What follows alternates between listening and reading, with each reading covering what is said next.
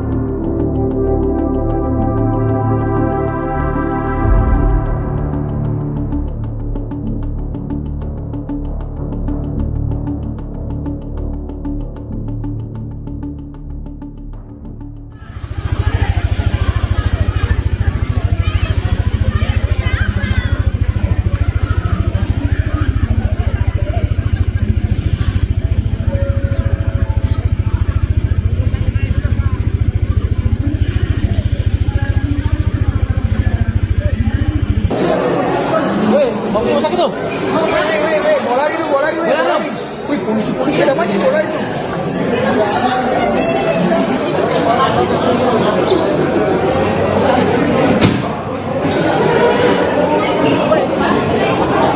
Nggak bisa.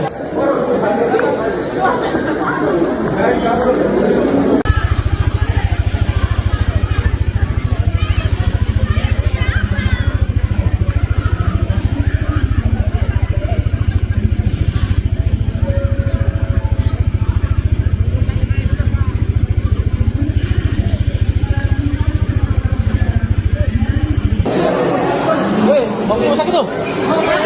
Bola lagi tuh, bola lagi. Bola lagi. Wih, polisi ada mati bola itu.